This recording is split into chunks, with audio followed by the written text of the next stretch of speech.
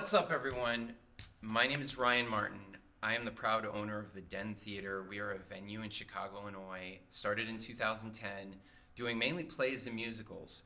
And a few years ago, we started dabbling in stand-up comedy and just loved it so much that we dedicated a whole space to it, and we built a comedy set, and we've been trying to get the best performers we can possibly get here on this stage. About a year ago, Pete Holmes came to the Den, sold out 4 shows. I told him I wanted to start a podcast, and he was nice enough to agree to sit down with me and have a really great conversation. We discussed his relationship with the audience and the audience performer dynamic, which was super interesting.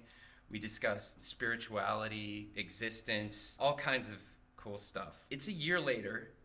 We are just putting this one out, and we plan on doing a lot more. Pete's actually coming back in a couple weeks, so maybe we'll sit down again and we'll have another conversation with Pete in like a couple weeks, which will be crazy. But I really hope you enjoy this. We plan on doing more, like I said. Please like and subscribe if you get something out of this.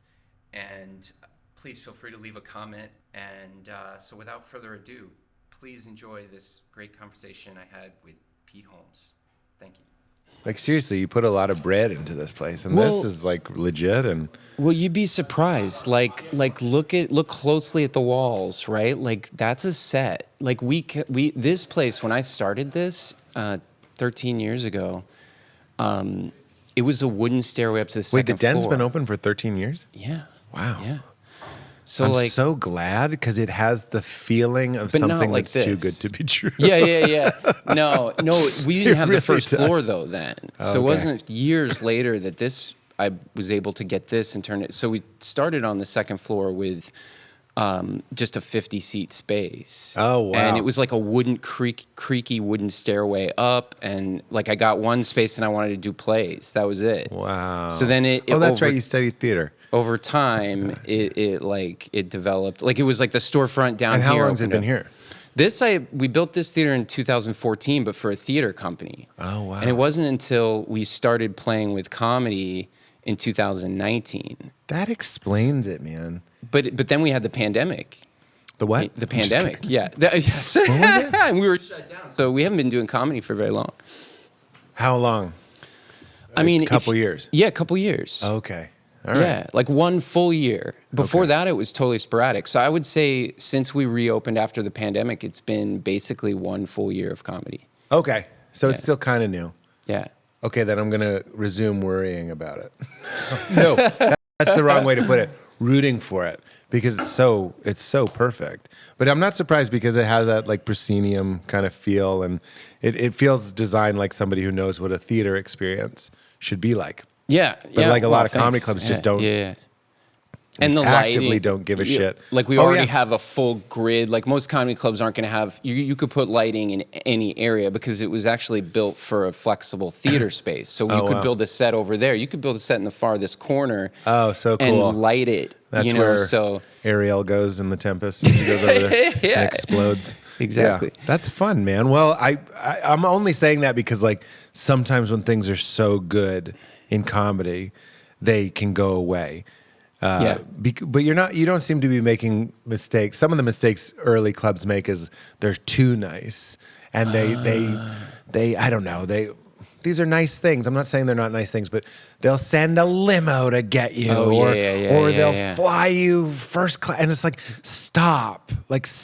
Yeah, like, they put you up at the best hotel. They put you in a 5-star hotel, and then you get to the club. There's a wine bottle waiting for you when you get there. And there's bottles of liquor, and they give you all the booze you want, and there's so many alcoholics and just addict people that are comedians. And there are food addicts, and you get entrees and appetizers, and then like 6 months after, you go to the club again, and now it's one drink and one appetizer, and then you go 6 months later, and it's one drink, and it's like, just start at like a reasonable place. Which you guys seem. This is not what. Well, we do we need to focus. Talk about. People don't care about my advice for clubs, but oh no, I don't know. I think it may be interesting. I mean, it's really cool to be able to get the caliber of artists that we've been getting, and we don't really have to. We haven't been spending a lot. We do, like, we give little gifts and stuff, but well, those are just nice things that don't cost a lot. You start to get worried when they're like, and here's 2 tickets to the Bulls or something. And you're like, Right. stop. Yeah. Like, stop doing this. Just stay in business.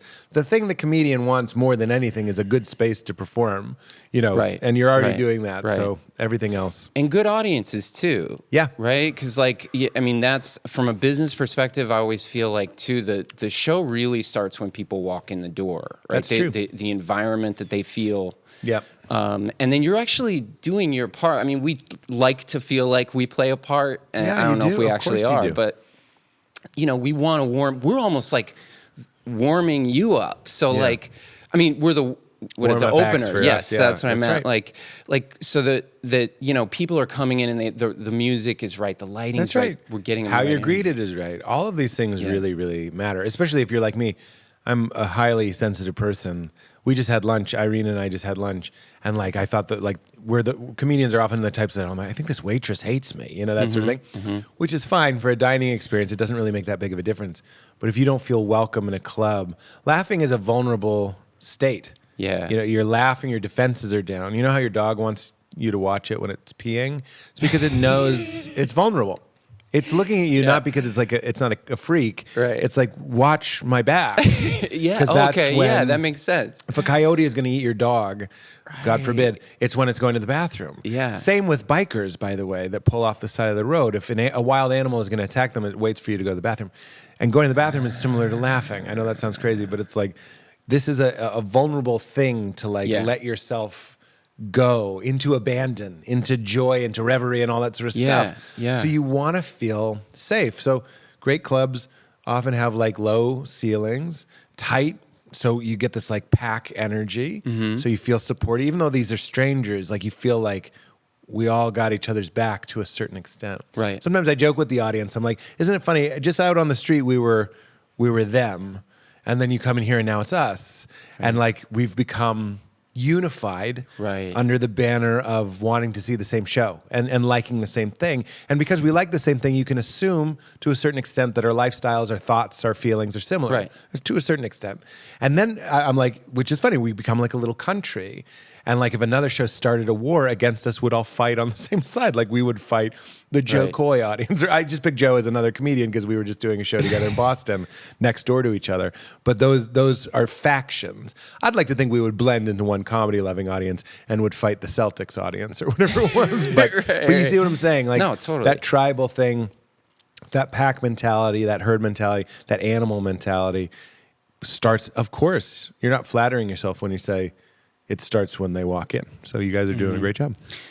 What do you think about the audiences? And I bring this up because I noticed your first show, and I'd love to hear how you felt about. We've done 2 shows. We have 4 Yeah. total, so we have 2 more tonight. Yeah.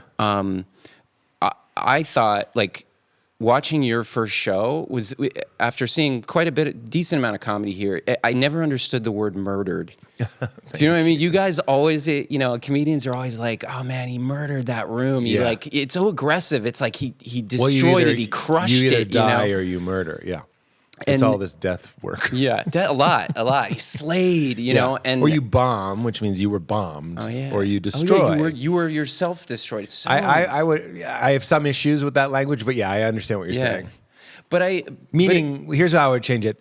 We murdered, me and the crowd murdered. yeah. You know what Yes. I mean? It's dangerous for everybody me to be together. like, Yeah, I yeah, murdered. Yeah.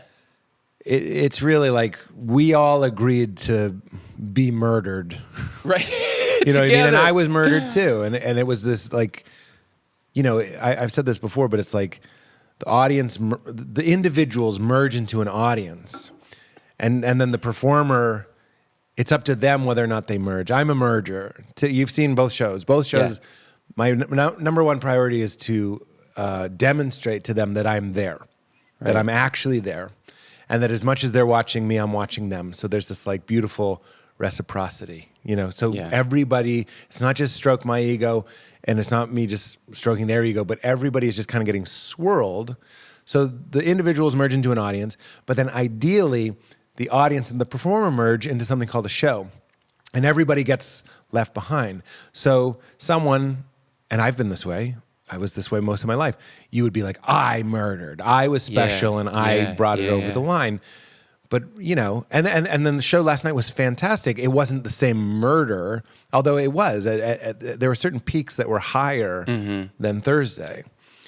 And then you start to get into a little bit of a different experience. Then it is a little bit more about you. You'll go, okay, that show wasn't as hot as Thursday, but I found them. The thrill becomes that you don't give up. Because you and I talked about this a little bit when you gave me a ride home. I was like, when you open the week with such a great show, and Thursday was the best show of the tour, the risk then, and the comparative mind, and this is just the risk of life, is you have ice cream the first time, then the next time you have ice cream, you compare it to the first time. All you see is the past, you know what I mean? So it's weighing you down. It's a mental. You must have to fight mentally to overcome that. You just have to make a choice. Right? You have to say, I'm not going to expect them to be Thursday. Right. I'm not going to expect them to be anything other than what they are. But then what happens when they laugh or don't laugh and they did the night before? Does that register in your brain? Of course. That's your job, is you're going like, what do they like? I don't mean to be weird, but it is a little bit like, you know, having sex or something. You should be paying attention. What do they like? Is it this? Yeah, I know it's not weird. It sounds so dirty, I guess, because we're so weird about sex. I just mean like you should be paying attention. Yeah. You know what I mean? Totally. The best sex you've probably had is somebody was actually embodied and with you, and you were together. It wasn't just hard fucking. I find the analogy perfect. Because you're a performer. I just don't want anyone to think I'm completely nuts. No, I felt like I was nuts too thinking that, because that's what I was going to say. Even with the whole murder, it's as if, like, that night, it was this magical moment where both the audience and you seemed to trust each other. Yes, that's right. And so it's like you're like, okay, we'll do all kinds of crazy shit. What do you want me to do? But that's why exactly, everybody was consenting and on the same page and all that sort of stuff. But that's why I like to remind them. I think it's important to tell them that they're doing well, not as a sales technique, but as another opportunity to be honest and be like, I wish you had been with me. I'm just picking this arbitrarily because the show in Atlantic City? Yeah, New Jersey? Yeah. Was great, but like I have that joke about Lightspeed and it just didn't work, and that's okay. But like when it does work, and this crowd Thursday and Friday both really like that joke, I'd just like to say, I wish you could come with me to see how that joke does in other cities. And that's not to put other cities down, it's to draw attention to and pay respect to the fact, like, it's working, we're merging, like it's working, you're with me. Yeah, you can you were subtly calling that out, and it encourages them just enough, not too much, but you just want them to know you're there. Yeah. It's, again, like with sex, I'm here. Right. I've been married for many years. I still, you know, this isn't virtue signaling. It's important with your wife, you're having sex and you go, are you there? Like, not because she's offending me that she's not there, but like, is this right? Often it's not enough foreplay or whatever it was, and I'm like, oh shit, I did it again. Like I jumped too soon. Yeah, let's slow down. But that's the same thing with an audience, and sometimes I have to remind them, like whatever I'm doing, including yelling at them, which I don't often do, but sometimes I will be rough with them. Like last night, or maybe it was last night. I do this show about a joke about how I like being soft, and I start making fun of Keira Knightley and like all these very skinny actresses. Right. And I could feel them backing away. And when I say, you realize I'm defending you, I can see you. I can see your chubby asses. Like, I'm in your defense, and you're siding with Keira Knightley, who isn't here, who doesn't give a shit about you. And you're like, no, I'm gonna side with Keira Knightley. But so it seems like I'm mad, but obviously I'm not, and they know that deep down. But in that instance, we can abandon the sex analogy, but it is sort of like, do you want it like this? Is it interesting if we play like this? As long as, you know, I'm not into kinky stuff. I'm just saying, like, some people are. No, you're testing it out a little bit. And that's like, do you want me to be... Now I'm just talking about comedy. Do you want me to be rough? Is that titillating to you? Because comedy is all surprise. It's like, is that surprising? Yeah. Because it's like a violation. I'm like this sweet, likable guy, right? That's my persona. And now I'm yelling at you and you're calling like you Zen chubby. in some ways. Exactly, but I'm going like, I was looking at your chubby asses. Yeah. Oh, now it shocked you. Totally. That's all I want. You know what I mean? It's like life is so hard and lonely, and we need this. Like, you need to laugh. And if I need to be the joke, if the joke is that I'm turning on you, then that's the joke. You know what I mean? And that's okay as long as everybody feels okay. Because I did notice, the little that I know, I've watched a few podcasts that you've done and seen some of your comedy, and That's an 8-hour commitment to 2 of my podcasts. yeah, they're long, but they're great. No, I've really enjoyed the ones that I was able to watch. Thanks. Amazing, yeah. But I did know, I thought of you before I met you as like, Zen or, pretty like spiritual, relaxed, philosophical. I was a little surprised in person with the places you were able to go aggressively on stage in a good way. Yeah. Well, it's dishonest. You know what I mean? Sharing your experience is way more, in a real way, is way more helpful than suppressing it and being like, I don't feel those things. Yeah. You're probably talking about, there was a moment where the first thing I did, it came out and I started handing these books that are at the top of the stage. I love that. I started giving them away. Yeah. It was really fun. I wasn't planning on doing it. It just sort of happened. And I gave it to this guy right here in the front. And I said, what would be really funny is if I tell a joke that doesn't work, which by the way is me signaling, don't forget I'm vulnerable. This is a high wire act. Right. I like that. It's like magicians always go like, I could drown in here. Like I could die. Like that's so much of what magic is. Like, this blade could cut me. Right, like they keep. So that's what I'm doing. I'm going like, so I might tell a joke that's bad. And if I do, it would be really funny if when no one's laughing, you just quietly put the book back. Which again is a pack mentality joke, meaning I no longer want to be associated with the alpha of this pack. I return his gift. It's very primal. Yeah. And I'm just joking. And then later in the act, I tell the Lightspeed joke. Yeah. What bothered me, and again, we can be phony holy and be like, it didn't bother me. It did bother me. There was a guy sitting behind the guy that I gave the book to, and I won't tell the joke, but I'm halfway through the joke. That's important. I heard him go, you should give the book back. Right. Which is, that's, honestly, even in the moment, I'm aware this guy just wants to get a laugh. You know what I mean? I'm not trying to hover above it. I was angry, and or maybe the angry isn't the right word. I wasn't like angry as I was like irritated is maybe a better word. Yeah. Or rightfully sort of like what? He just was going for love. In the same way he's doing what I'm doing. He's trying to get a laugh. Right. It's not appropriate because we're supposed to be just watching me and now you're sort of breaching that. You're also establishing yourself as an individual, so you're breaking yourself out of the trance of audience-ship and you're becoming Dan or Steve or whatever the fuck. Right. And that's offensive to me as well. So I just don't like that. It was like it's like a breaking of trust in It was a breaking in a of way trust. because he didn't respect the boundaries. He was also using the sword that I gave him to stab me. And I'm like, I gave you that sword. Right. I wrote that sword. That was a trust exercise. Right. I said, look, I could talk about this for 9 hours, but I'm like, if I tell a joke that stinks, give the book back. That's me saying like, I'm a little bit aware that you can hurt me, that you can hurt my feelings. Right. And not only that, in a way that everyone will see. And you're human too. And I'm human. Yeah. And this could go badly. That's why I like to remind people that sometimes this joke goes badly. Right. So anyway, the real offense was that I was in the middle of the joke. Yeah. So it wasn't like at the punchline. It's in the middle of the joke. Right. Oh, who judges a joke in the middle of the joke? Yeah. It's the end of the joke. So then I hear him say it. I ignore it. I stick the landing. Everyone laughs. And then I called it out. And this is what you mentioned to me was interesting, was that like a friendly, nice, spiritual, whatever person did call him out because there's a certain mojo that a comedian needs to maintain for the greater good. I know this sounds really pretentious, but you have to stay virile. You have to stay vital, alive, energetic, and strong. Like you just have to, for their sake, for everyone's sake, for your own sake too. There's a way to do it where you're just doing it for you, and it's look how great I am. I'm the fucking king. I'm not talking about that. I'm saying like for the benefit of what is a stand-up comedy show, I need to stay in my power, or at least in my illusion of power. And now you're threatening that for what? And in the middle of this joke, and he didn't even wait.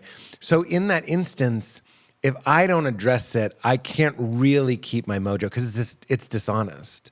I heard this guy do something that I thought wasn't cool. let's just say it wasn't cool.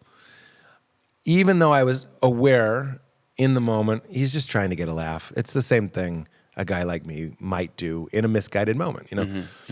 But other people heard it, and it wasn't like a traditional heckle, but it was a breach. And don't forget, we're back to pack animal stuff. I'm not saying you have to humiliate this person. You'll recall, I didn't humiliate him. I just called it out. I said, why are you judging the joke in the middle of the joke? And also, my wife wrote that joke, and I go, it's also my wife's joke. Like, what a weird... So I did sort of shame him, now that I'm thinking about it. Then I said, though, everybody does everything they do for love. He was just trying to get love. And I moved on. Yeah. But, like, spirituality to me, or being Zen, or having love for that guy, which I do, isn't about pretending in every moment that you love exactly what's going on, especially when it's your job to create an atmosphere wherein we're all agreeing everyone here is funny, everyone here is interesting, everyone here is valid, everyone here has something to say. We're just agreeing for this hour, I'll do it. You know what I mean? Yeah. Because there's a certain momentum that can be reached when one person, go back to literally tribes in the jungle, one person stands up by the fire. Let's all of us point our attention here. It amplifies the whole thing. So it's not just for my ego. It's like it works better if we all agree to look at this. Just look at this. Yeah. And he's going, look at me. And I'm like, that's breaking the spell. And I have to keep the spell going. At least in that moment, I felt I had to be like, no, I saw that. Just no. Yeah. I didn't feel like, sometimes I've said things to people in the audience where you feel the need to apologize, or at the end of the show you go like, I love you, even you. It wasn't like that. It was just a moment of, let's be honest. Which, going back to what I was saying before, to me, a good stand-up show, and I thought Thursday and Friday were both excellent, even though Thursday was just this weird anomaly. The marker of success for me is how much we merge and how much I let them in and give myself to them. And even if, like, I had a show that was going really badly, not that long ago. And I remember marking it as a success because I didn't lose my center.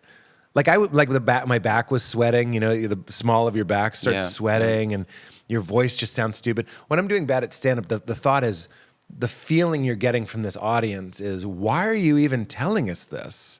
You know what I mean? It's the opposite of what it's felt like here. They're like, were you telling because we bought a ticket to the show and we like you? These people really felt like they weren't expecting a comedy show. It was a corporate kind of environment, and out came comedy. And they were like, we don't care about your dog. Why are you talking about your dog? Like, who cares? Like, let us get back to our business award show, which is really what it was. But the reason I counted it as a success and not a bomb is that I told them what was happening. And I was like, you guys are salespeople. Don't act like you don't know how I feel right now. You've been on a sales call and it's just not connecting. That's what's happening. And I remember also being like, don't worry about old Petey. I'm going to sleep fine. Like, I feel you being worried about me. Don't worry. It's okay. And you know what? I was absolutely right. It was okay. Like, it was okay. I didn't connect. I didn't kill. I didn't even really get laughs. It was just like, it was a real bomb. And I was like, but it wasn't a bomb to me because I stayed honest. I didn't just like smile and pretend I was doing well. And I also didn't go the other way and go like, fuck you for not laughing. Like, it was neither. It was just, I stayed open, even though I wasn't getting anything from them. I mean, do you find yourself, is it like an athlete there? You know, like, you know, if you're training and your days are, you know, something's not going particularly right, you've got to overcome a lot of mental obstacles, or you know what it is it's when you're playing at a opposing team's stadium and everyone's booing, right? Like, that's what it is. Yeah, like, you can't judge it by the audience. It's funny because our game is the audience, but sometimes you're at the opposing team's field. Like, you just can't help it. Totally. Do you ever have thoughts that come to your head that you have to sort of shoo away in the midst of a show? Yeah. Oh yeah, absolutely. And they're usually like, that should have gotten more. You should have laughed more at that. Right. You're so connected to the audience. It's insane. Like, when you come out, I mean, I know you make a conscious effort to do it. It's built in. Well, in a space like this, it's easy to do, but yeah. I mean, you know, the first few minutes, first like you just let it ride, but you're engaging with each audience member. You're even like engaging with stuff. I love you making fun of that those tennis rackets Which up is- there. yeah, the exactly. mice playing. It's trying to, not to overthink it, but it's establishing, to me, a bad stand-up comedy show is you go out and you say your opener.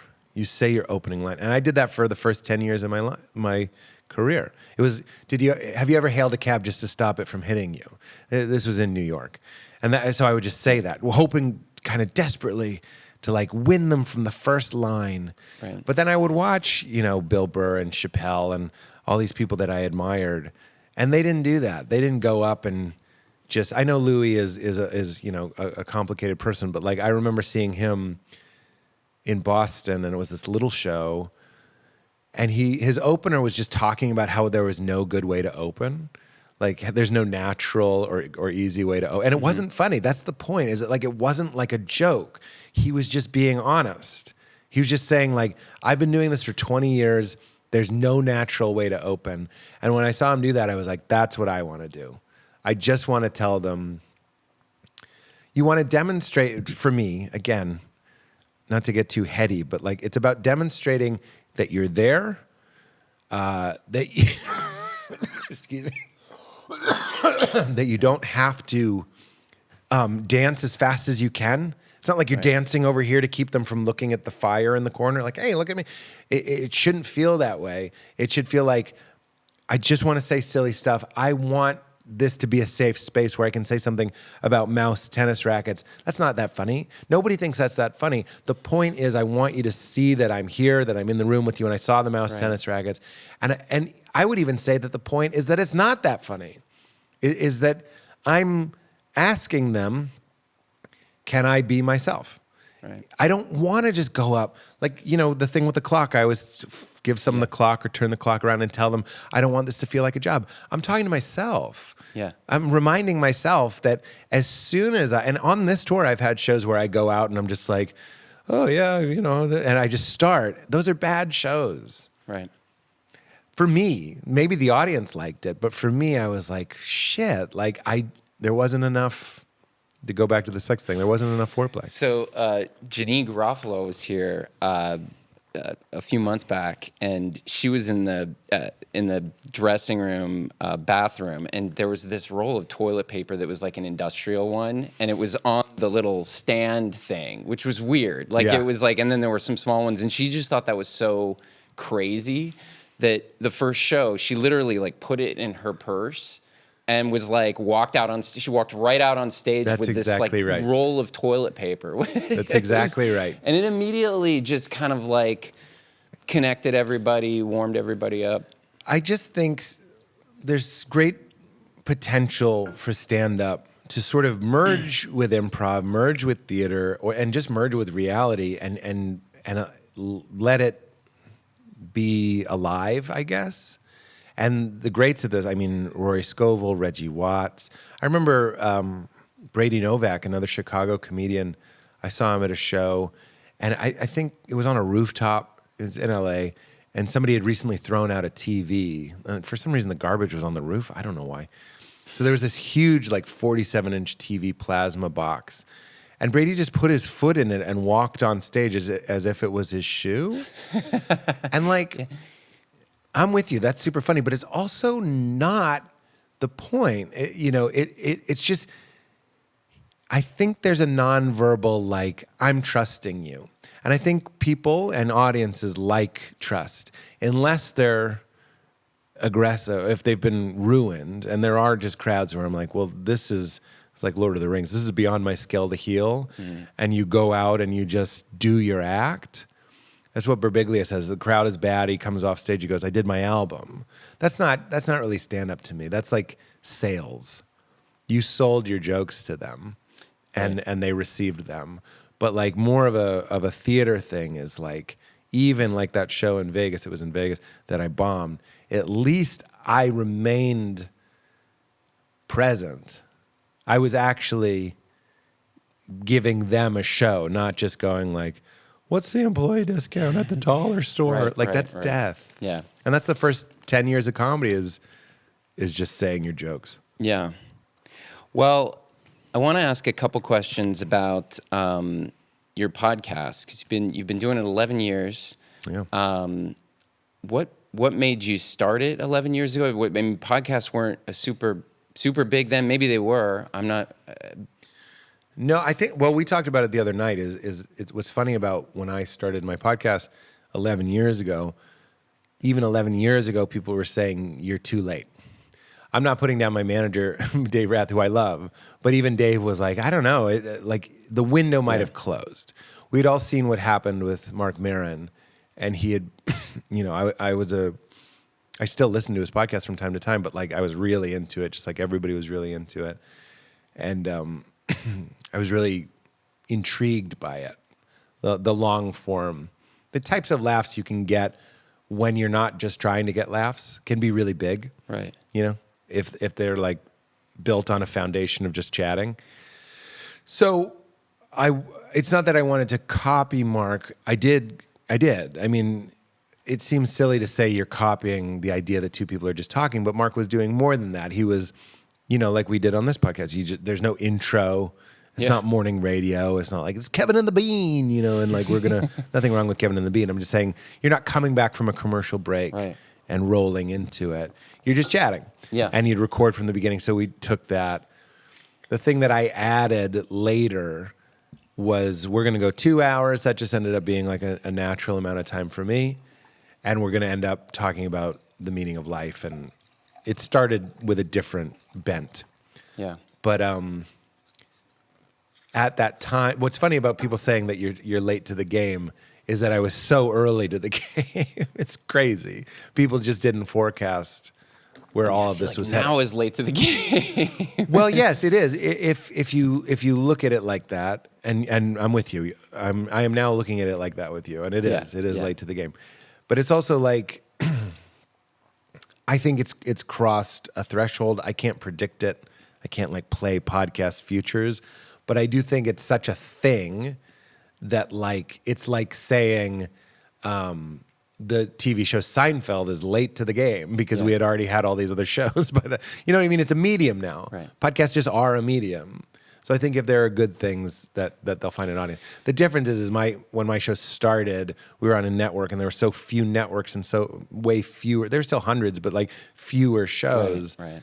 That it was easier to build a base. And then it's, in my experience, it's been easier to keep a fan base than it is to build one. How did you go about getting your guests when it was, I'd imagine it was more difficult in the beginning? Like good guests that you connected to, that you yeah. what No, was it's a great question. Well, Kumail, who started here in Chicago with me, but this is before Kumail was famous, so that wasn't a big name. Kumail did it again recently, and that was post-Buff famous Kumail, which was really funny. And I mean, really fun. Really good episode. But at the beginning, because I was in LA, I think it goes Kumail. I want to say Dimitri Martin was our second one. Okay. So we were trying to front load it. Yeah. If you want just straight advice. Yeah. Here's my best podcast advice. Number one. It's a relationship and you have to be consistent. So if you tell your wife you're going to go out to dinner every Sunday night, you have to go out every Sunday night. So if you tell your audience, I'm going to be releasing the Den podcast every Wednesday, we're back to trust. Don't break that trust.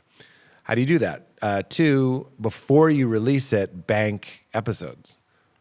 Bank, like if you release it once a week, I would record at least 4, maybe 5 before you release it, because otherwise you're under the gun. You just set yourself into like the stupidest high pressure situation that was completely unavoidable. Right. No one is asking for this podcast. You know what I'm saying? Until they are, but you establish when they are. So I always like to have at least 4 or 5 recorded. That's great. Because what do you do if you don't have one? And you can't miss. That's the first rule, is don't miss. Second rule is bank. So that way, if anything comes up, you've always got some in the pipeline. And even if you go sideways and you can't do it, it's never happened to me in 11 years. At least release. Actually, maybe it has happened. No, it hasn't. I don't think it has.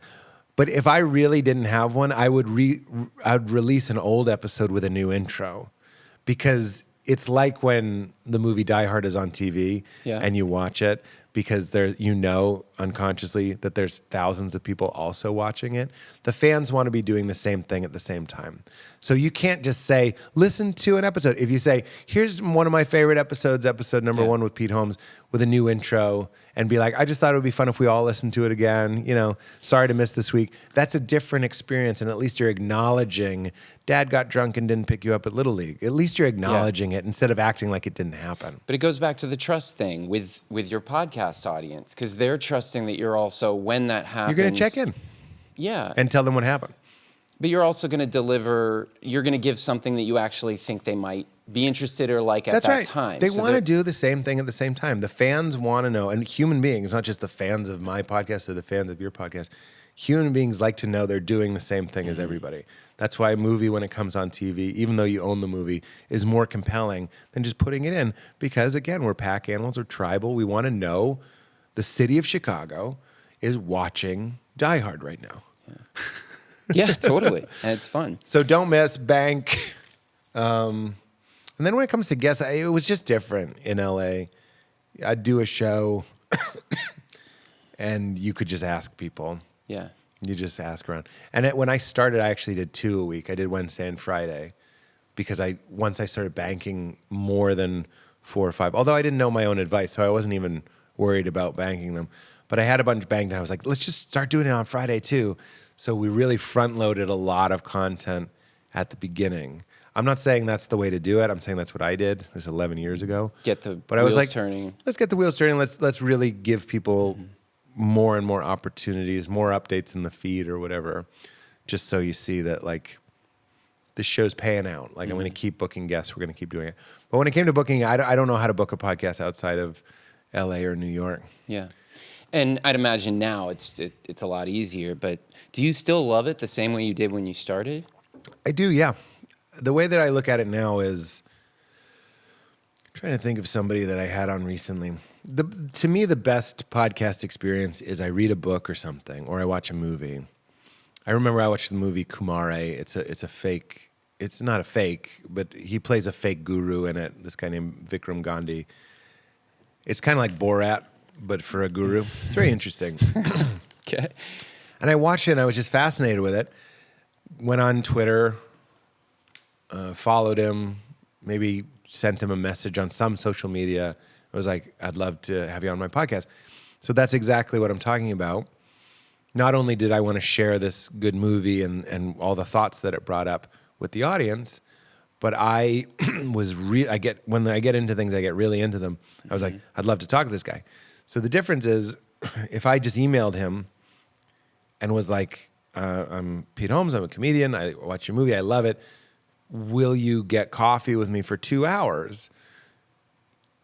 No one would say yes to that. Yeah. I mean, I sometimes, it's a privilege, it's a nice thing, but people email me and be like, I see you're in Chicago, I'm a huge fan. Yeah. Would you like to get dinner?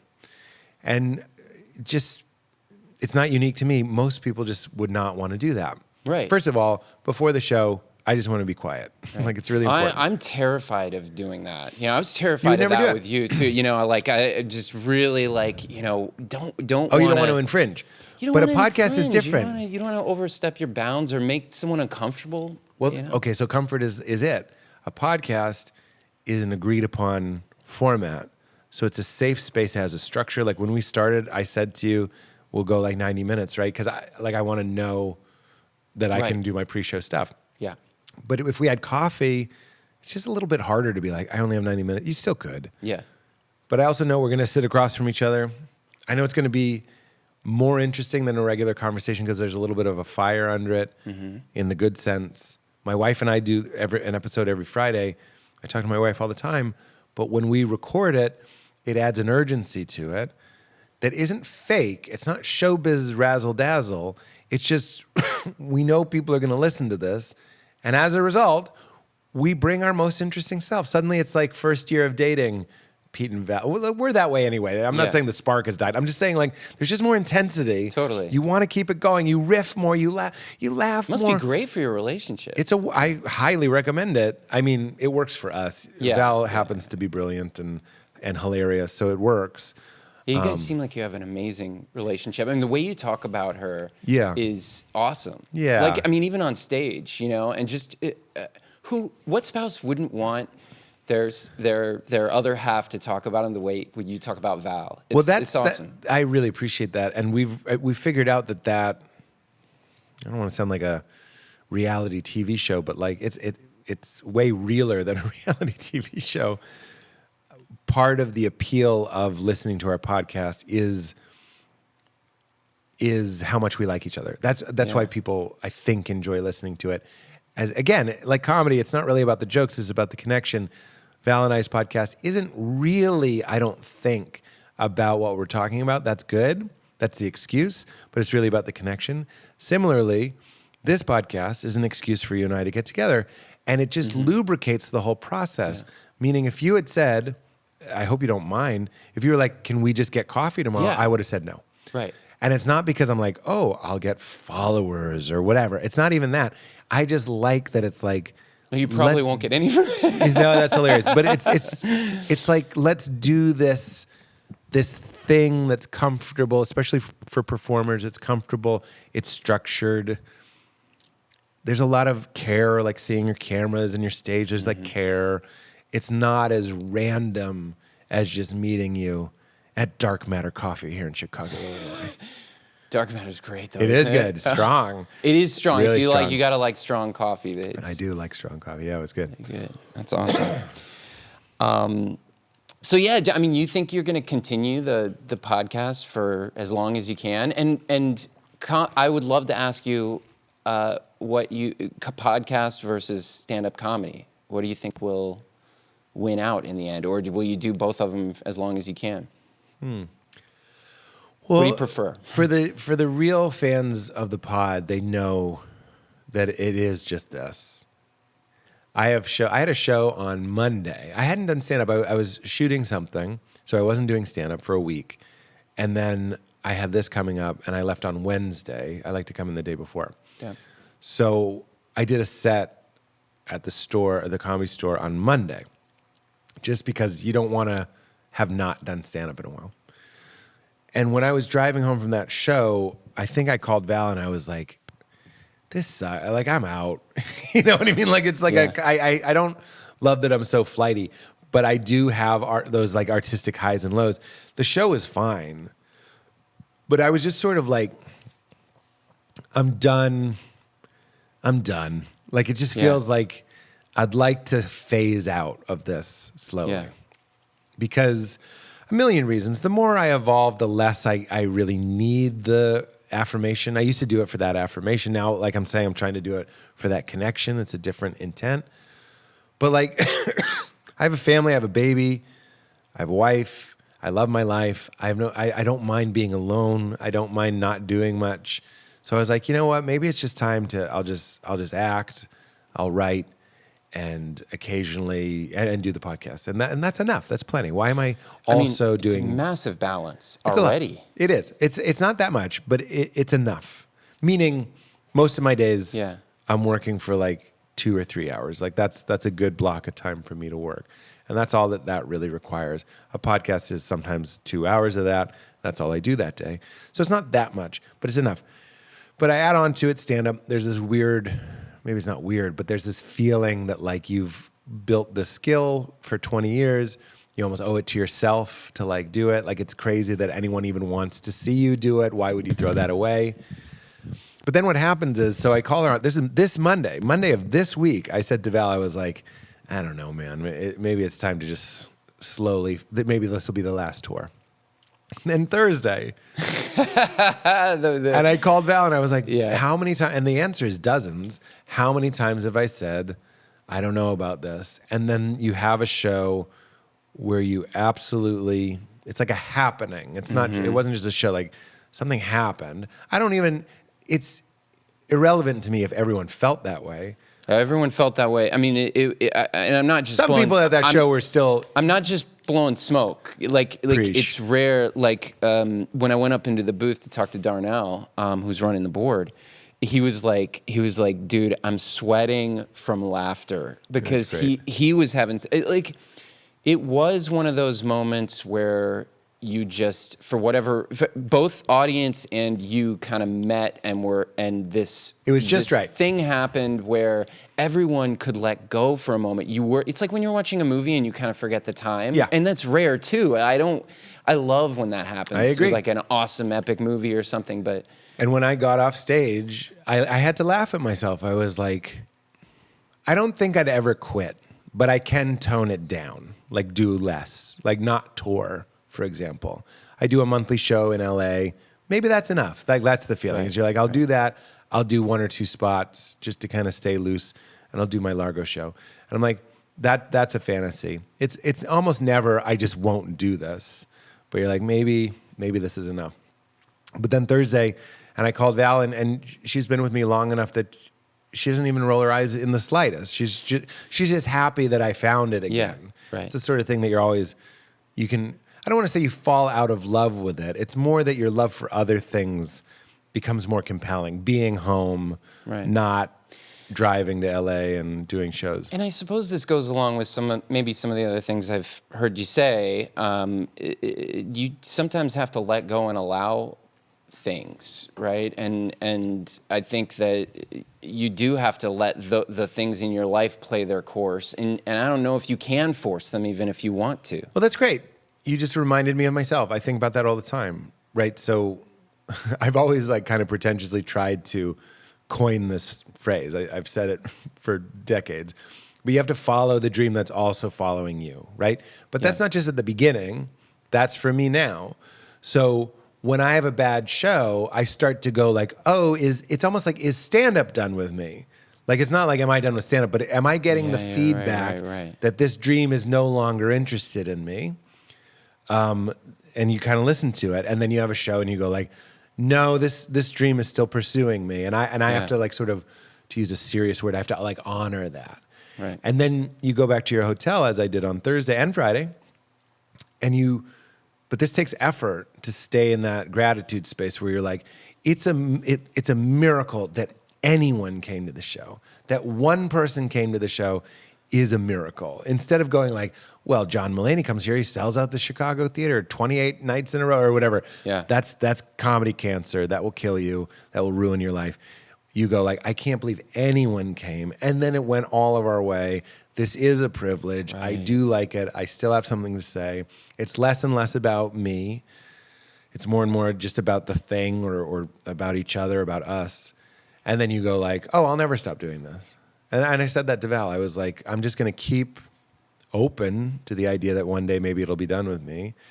But for now, especially the level I'm at, which is once a month, I go to a cool city and do shows, and people actually want to see you. That's a dream. That's it's a human. Anyone could relate, or maybe some people are too reclusive to want that. But the fact that you can fly to Chicago and there's however many people sitting here, that times 4 want to see you is a miracle, and you shouldn't throw that away. And I do have that respect for the effort that I've put in, that I don't want to throw that away until it's super obvious that it's like. So, but to answer the other part of your question, the long play with the podcast is to slowly,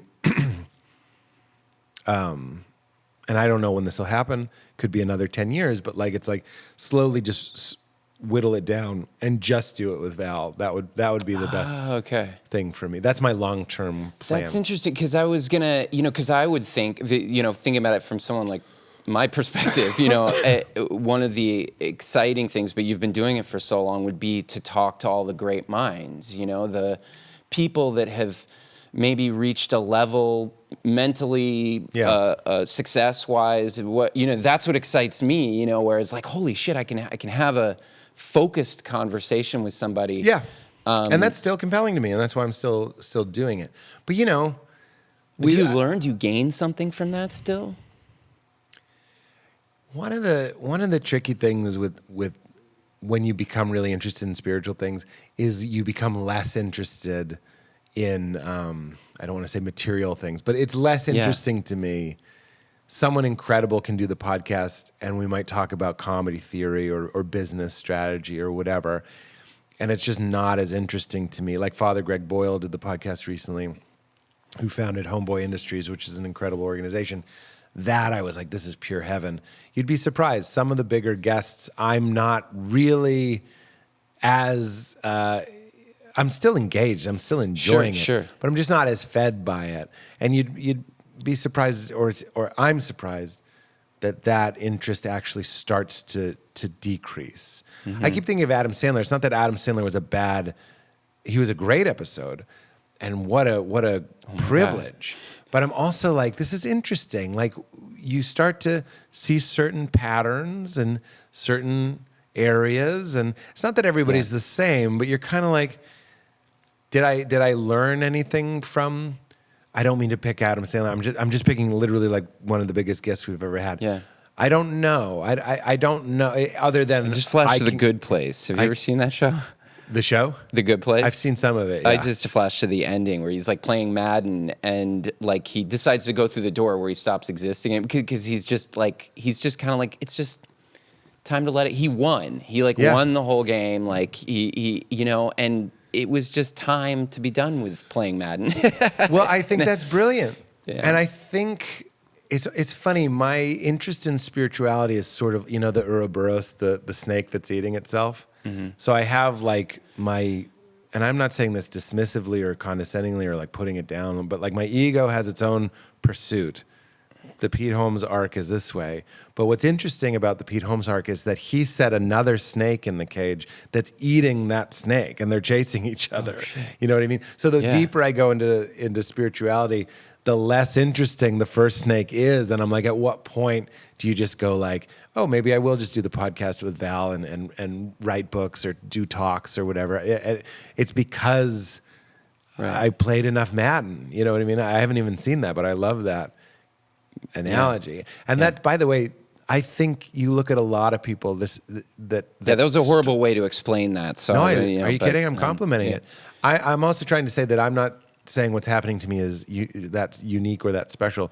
Meaning a lot of people, when they get older, they get a little bit wiser and they start caring a little bit less about the things that really juiced them up when they were 20. The great privilege of my life is that I've gotten to see. It's like, Jim Carrey says, I wish everyone could be rich and famous so they could see it's not the answer. Right. I remember reading that quote when I was 20, and I was like, we'll see about that. And I'm very privileged that I got to find out. I'm not Jim Carrey famous, but I got to find out. And it turns out he's right. But also, I don't begrudge anybody that would like to find out for themselves. In fact, I think that's a very fun and interesting pursuit. I also think it might be necessary. It might not be wealth and fame that you're after, but maybe you're after this and this, or you're after safety and comfort, or you're after beauty and whatever, expression, whatever it is. At the end of it, you go like, oh, wow, I've been here the whole time. Like, let's figure out the fundamentals of your existence, because scratching the itches of your, and when I say animal, I don't mean it dismissively, but just scratching your itches at the end of the day, there's always a new itch. There's always a new one. I mean, the very, very, very, very wealthy people in my life, they're not. I think they can be just as anxious, right? Of course. Well, you start worrying about losing it. Yeah. You have it, and then you start worrying about losing it. I even think they set themselves up to fail because they unconsciously want failure.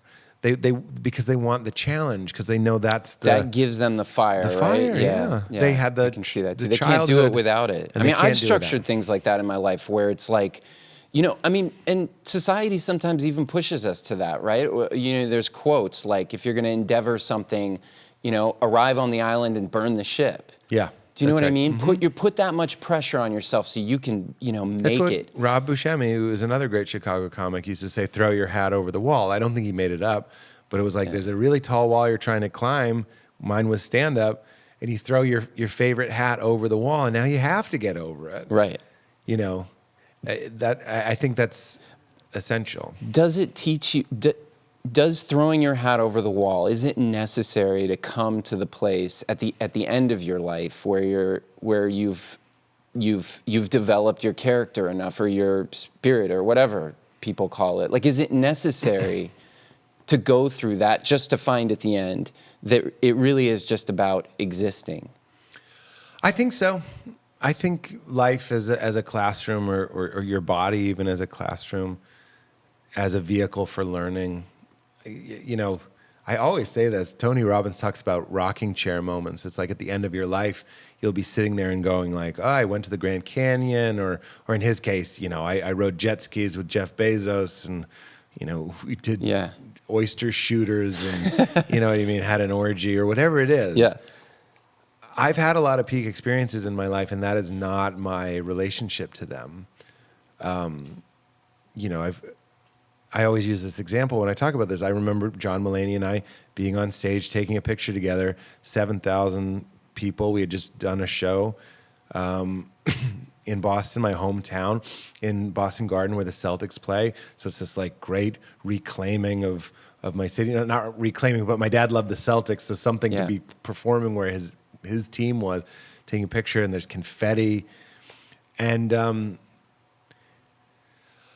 I don't want to be dishonest and say that's meaningless to me, but when I recall it, it doesn't mean very much to me. I don't subscribe to the idea that your peak experiences become like a jewelry box. It's not like a thing that you've acquired or you've Show not, it to me. Right?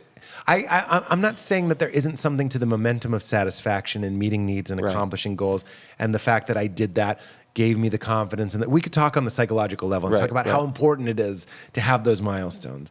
I'm just saying, big picture, highest altitude airplane looking down at your life. I don't think at the end we go like, man, I had a lot of three-ways. I don't think you do that. Right. I think I think it would all be wise. Fuck that. I find it meaningful to examine the only thing that's been with you the whole time, which is your sense of awareness, your sense of being, that something is seeing, something is hearing, something is feeling. What is it that is aware of your experience is the most important question I think you can ask. Where do thoughts come from? These are all from Rupert Spira, a great teacher of mine. Rupert Spira. Spira, yeah. Look him up on YouTube. But he talks about where do your thoughts come from? Like, out of what do they manifest, and where do they recede into? And nobody really talks about that. And the more you can cultivate a relationship with that, with being, and then explore its relationship to building reality, you start to dissolve fear.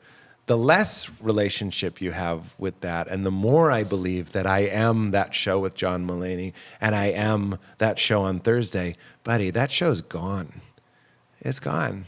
I like, maybe you'll tell the story to the next people that are here. Right, but eventually they're going to forget it. And it's not in the sad way that it's gone. It's in the liberating way. So hold on to the only thing that was there. This is Rupert again, that when you were 2, when you were 22, when you were 32, when you're 42, it was there 2 minutes ago, 2 hours ago, and it'll be with you in 2 hours. And that is your sense of, I like the word awareness. The more you start to identify that as your true self, as your true nature, the less you're afraid of dying, the less you're afraid of being irrelevant or being worthless. You start to look, Harry Potter, my parents are wizards, right?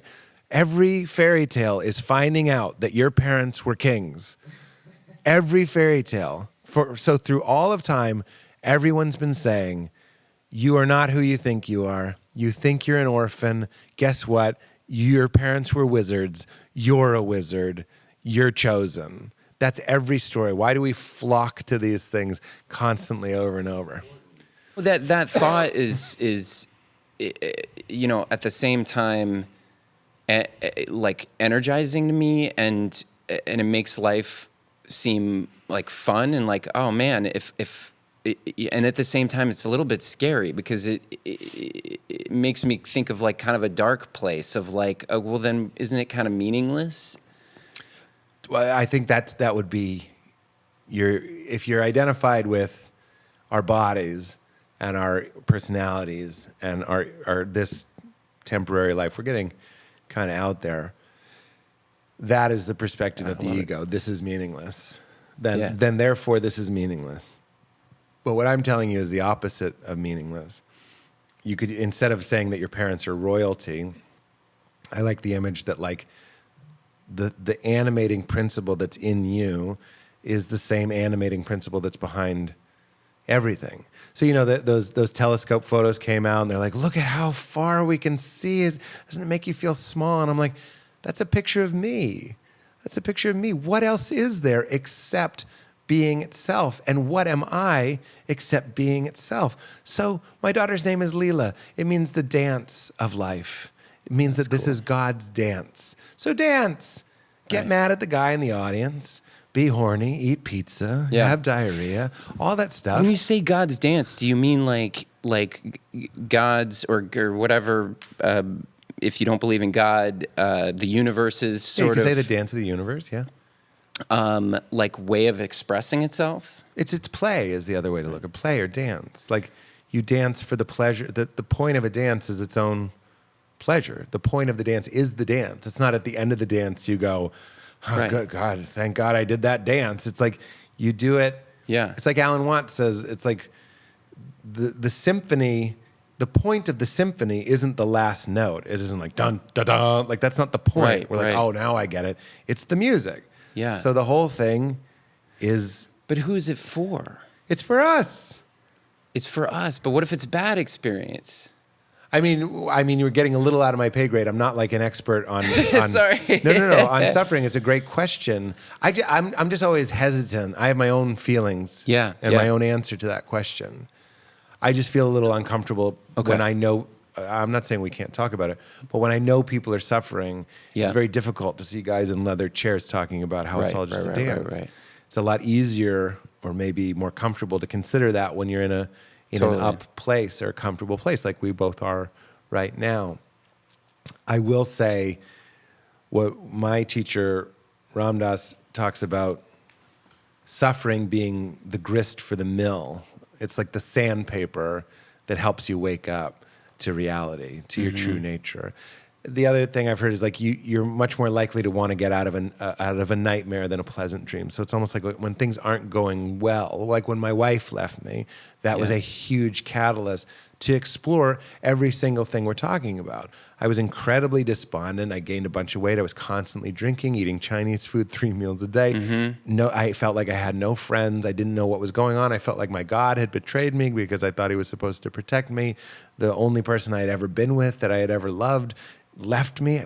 Not only left me, but was having an affair behind my back for 4 months. Right. That was one of the peak suffering moments of my life. Now, when someone's suffering, I would never say like, hey, it's grist for the mill. This is the sandpaper of awakening. You just say, oh, darling, I'm so sorry. This is horrible. Let's get a heated blanket. Let's get a hot water bottle. Let's watch movies. Let's eat some Chinese food. Let's get drunk, or whatever it may be. Like, let's not, again, be phony holy and act like we're not feeling abandoned and broken. You observe it. You kind of allow the feeling in a way. If you can, it's hard, right? That's next level. You just brought me... I like what Leonard Cohen says. He says the cracks are how the light gets through, right? If things are working, you don't change. If my first marriage had just kept going, I wouldn't have discovered my truth as a comedian. I wouldn't have found all of these philosophies and ideas that mean so much to me. It just would have kept going. You know what I mean? Just because things end doesn't mean they were a failure. They're supposed to end. In fact, everything ends. It's built into our physiology. Everything changes. You breathe in, then you breathe out. It's coming, it's going. Everything is coming and going. Everything is a wave. Even my relationship with stand-up, light, sound, everything is up and down, in and out. Your heart contracts and expands. There are all these clues, that you are also the same. You're a member of this system, including your feelings, including your ups and your downs. The trick, and what you're talking about, non-resistance, it's in the I think it's Chinese Zen. The great way is not difficult for those who have no preferences, right? This is non-resistance. It doesn't have to be that heady. When something goes badly for me now, like the first show I talked about, I didn't like my hotel. It made me feel very anxious and I wanted to get out of there. So I swapped to another hotel. I booked a room at a hotel. Yeah. I go to that hotel. I have all my bags. I have this jacket that's too warm for me. And I'm like, really excited to be there. I need to nap. I need to prepare for the show. I want to shower, all these things. And I go, hi, I have a reservation under Holmes. And they're like, we overbooked the hotel. There's no room. And as I made the joke, I was like, she didn't even say I'm sorry, which by the way, that's fine, I guess. But like, I just don't understand as a human how you say to another human, like, I know you think I have a place for you to stay. I don't, and you don't say I'm sorry. You just go right. Or no have any empathy for them at all, right? Just kind of like, I was just like, maybe she does it all day. Maybe that's why they have a terrible philosophy of overbooking the hotel. But in that experience, now this is very low-grade suffering. I'm very comfortable talking about low-grade suffering. Yeah, right. When we talk about death and all these like disease, that sort of stuff, it's a little uncomfortable. But I'm very comfortable talking about low-grade suffering. In that moment, the mantra, meaning just a thing I repeat, is yes, thank you. Meaning, your brain wants to lean into how unfair it is. I booked it. I booked the hotel. This is fucked up. It builds this story. So it's not what happens to us that makes us suffer. It's our thoughts about what happens to us. So I'm being rejected into this hotel. And believe me, I'm tempted all the time. Do you know who I am? I'm a comedian. I'm here to do a show. I have a show tonight. I need to relax. You're fucking up my show. You know there's 300 people coming to see me tonight, and you're telling me I don't have a room? You call your manager. That it loves that. It eats it up like Chinese food, like deep fried Chinese food. Like, give me more. Or you can stay in your center. And by saying yes, thank you, it completely disrupts the whole thing. You just go, yes, thank you. Yes, this is the dream I'm having. This is weird. Then you start to look around. There's a couch. I can sit on this couch. I can put my bags down. My bags were heavy. I can take my jacket off. It was too warm. I have a phone. I have internet. I can book a hotel. My travel agent wasn't, he's out of the country. I couldn't get him. What's the big deal? I looked on, it took me I called 2 hotels before one had a room. And I was in a room an hour later. But that's not even the point. That's not the happy ending. The happy ending is not that I got a hotel. The happy ending is that I didn't lose my center. That's the point. Because let's say I did book the hotel, I walk out and a piano falls on me. You didn't get the hotel. Don't postpone it. Like win it or achieve it or be it now. Does it dissipate though? Like, Which? does that pisses you off, right? That feeling. So if you do kind of like allow it, does it totally dissipate? I would still be carrying that with me a little bit if I wasn't able to. And you can be honest about that. Again, we've talked about this the whole way. It's like phony holy is a really stupid thing to do. Like smiling and being happy. If that's not where you're at. Maybe you do lose your temper. I'm not going to say that's not one of the options. I forget who said it, and I quote it all the time, but it's repeated in literally every spiritual tradition I've studied, is when you're doing a task, 1/10 of the task is the task. Like this podcast right now is 1/10 of the task. 9/10 is not losing my center, is not staying connected to something that kind of thinks this whole thing is funny, fun, silly, light, spacious, clear, whatever you want to say. In fact, this podcast just becomes a vehicle to try and remind each other, this is okay. This is light, spacious, fun, clear, free. It's okay. And when things aren't going your way, something like yes, thank you, which completely disrupts the wiring, can help me. I mean, if you want examples of times I've lost my patience or been mad, I very rarely will yell at somebody. I've never yelled at somebody. I'm too sensitive. Curious. But like I'll get mad inside. I'll call a friend and be like, "This fucking hotel." Like I'll get mad like that. You'll exercise it in some way. I'll let it out like maybe that. even on stage, right? Like, in fact, doing it on stage, that is my safe way to be like, look, now I'll complain about it on stage. In a funny way, right? Well, even when you were telling me this story there, I found myself kind of like laughing at you using that that's the example alchemy of your getting upset, because I connected with that. The things you don't want to happen are our best stories. I think that's kind of a clue. If we were all just kind of hovering around and everything was going fine, there'd be nothing to do, nothing to talk about. It's like, I have a joke about it. It's like, I think the worst, if there were a literal hell, the worst part would be that we don't get breaks to talk about it. Like if you got tortured and then you all went into a room and talked about what was happening to you, I was like, I think that might be my heaven. Yeah. Like what we're doing here. Suffering, then talking about it, suffering, then talking about it. That seems to be what we're doing here. That's awesome. And I don't mind it. I mean, when I'm suffering, I lose all of this. I can lose all of this. And the more you practice, the more you're able to do this kind of work in real time.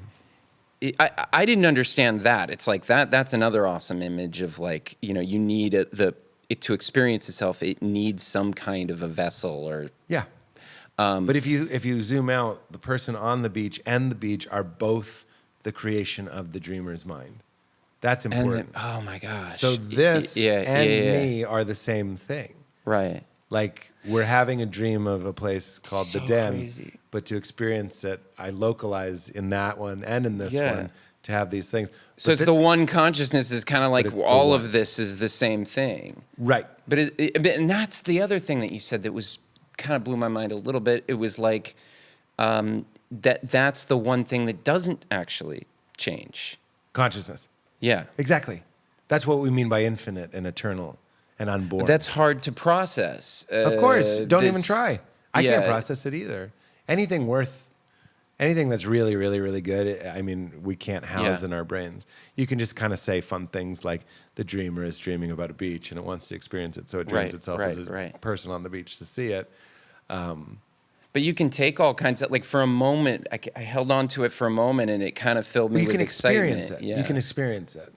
And anybody that's taken like and you don't have to, but if you've taken like psychedelics, you have these experiences. No, I haven't actually. And you don't have to. No, I mean, I'd be open to it eventually, but maybe. I just want to be clear. I'm not even advocating them, not for legal reasons. I'm just saying for human reasons. I'm not saying you have to. No. But what's interesting, you can also have it with your dreams. We almost every night we have these dreams and we come back and we can't remember them. Mm-hmm. There's ineffable experiences. There's things that language can't frame. Psychedelics is a good one because you're really like, you're awake and you're like, oh, I can't talk about this. And that's really, it's important to be humbled, or I'll say it was important for me to be humbled and go, there's some things you can't talk about directly.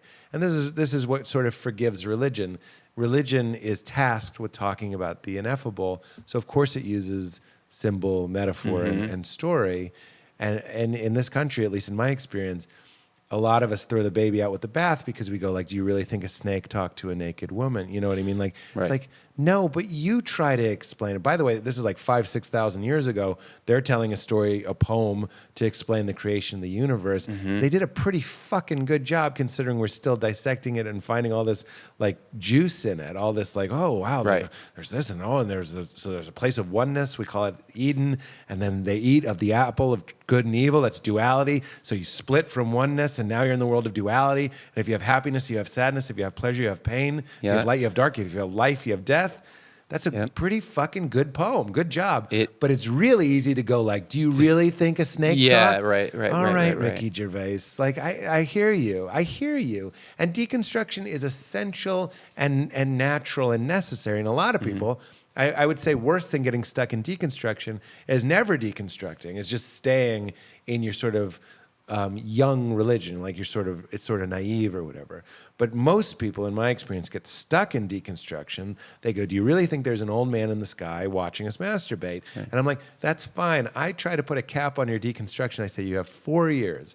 You shouldn't spend more than your college on tearing down literal or fundamental religion. And then when you're done, maybe ask yourself, why do we keep telling these stories? Why do we keep trying to tell a big truth with lies? If you really want to learn, it's not necessarily about try to find the things that you can use regardless of whether the end result ends up being this is actually factually true or it's literally or true. Well, Richard Rohr, a great teacher and friend of mine, he says, literal truth is the lowest form of truth. And I think he's onto something. Metaphorical truth. And by the way, a lot of, Semitic culture, Middle Eastern culture, they have an Eastern culture certainly have an understanding that like when you're in that swirly sort of nebulous, you can feel it, you can be it, you can touch it just for a second place, you're way closer. I don't want those types of thoughts to build a bridge, like a literal bridge. I want engineers and scientists to build bridges and make vaccines. But if we want to get into the meaning of life, it's almost like you need to use the mind to beat the mind, and the mind keeps going, this isn't real, but you're like, yeah, I know, but like just stay with me because I'm actually trying to break you. I want to use you to break you, and then when you're gone and I'm still here, what is that? Like if you have two doubt thoughts, in between those thoughts, where are you and where's that doubt? Your doubt is really just a series of thoughts that are kind of appearing like plumes of smoke, and you collect them together in clusters and you go, these are my beliefs. But who are you in between those beliefs? Or who are you in the middle of deep sleep? Or who are you when you have, or meditation, or as you're dying, as you're losing your mind? Right. You're still there. What is that? If you can't think about it, what is it? Oh man, that edible just kicked in. Yeah. By the way, here's what's really helpful, because I can say this stuff, but if people like these types of thoughts, I would recommend Rupert Spira. He has a book called Being Aware, Being Aware. It's excellent. I don't know if I'd start there. If you're religious Christian, I'd start with Love Wins by Rob Bell. I'd move on to The Power of Myth by Joseph Campbell. It's also a series on Netflix. Falling Upward by Richard Rohr, and then The Power of Now is a great one to start. You could start with The Power of Now by Eckhart Tolle, or watch Eckhart Tolle on YouTube, Rupert Spira on YouTube, Byron Katie, Loving What Is, Alan Watts on YouTube. I always forget somebody. Richard Rohr, especially if you like Christian symbolism, is excellent. I always forget a couple. Mm-hmm. No, these are great. Sort of these jumping are great. to the end. If you want to like ease, if you were raised fundamental or literal religion, starting with, if you want to go in the order I went in, Love Wins by Rob Bell, so you get some of that hell anxiety out of you. Then you move on to The Power of Myth. There's a book, it's a transcript of the Netflix series called The Power of Myth by Bill Moyers and Joseph Campbell. That one's fantastic. It starts to help you understand myth, metaphor, that sort of thing.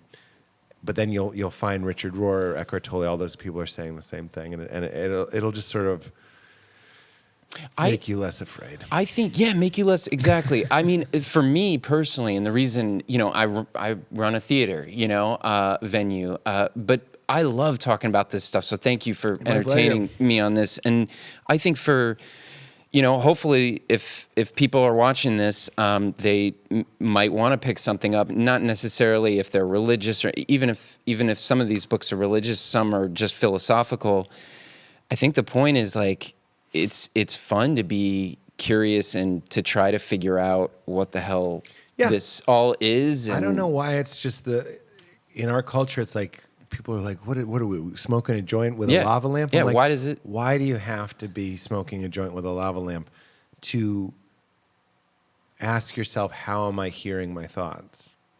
I couldn't agree more. Just sit with that for a few hours. I couldn't agree more. How am I hearing my thoughts? Like what part? It's not your ears. Also, how are your ears hearing sound? How are they interpreting that into something that's conscious? I would say that's in the Upanishads. It's like, it's not what the eye can see, it's that whereby the eye can see. The mechanism through which eyes can see and ears can hear and fingers can touch.